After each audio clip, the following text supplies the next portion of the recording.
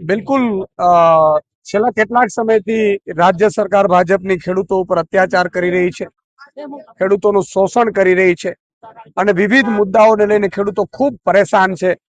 ત્યારે આપે જોયું હશે કે જે રીતે મોડાસામાં પશુપાલક ઉપર ગોળીબાર થયો અને એની હત્યા થઈ। અમે એ પશુપાલકોને મળવા ગયા, માન્ય અરવિંદ કેજરીવાલજી પણ આવ્યા હતા।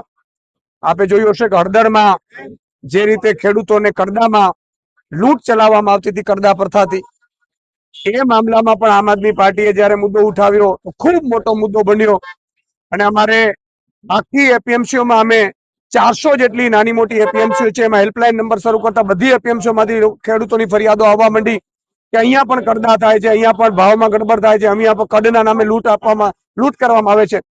એટલે અમે આમ આદમી પાર્ટીએ છેલ્લા 2 મહિનાથી લગભગ 8 થી 9 કિસાન મહાપંચાયતો આખા ગુજરાતમાં તમામ ઝોનમાં કરી છે।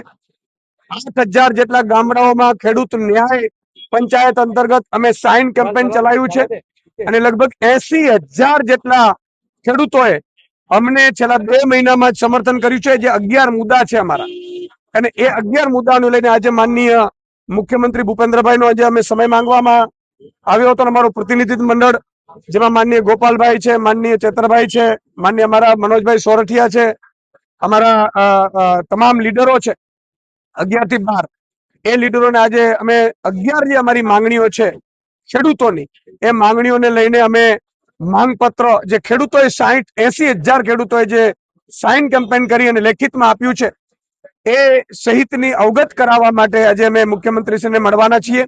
મુખ્યમંત્રી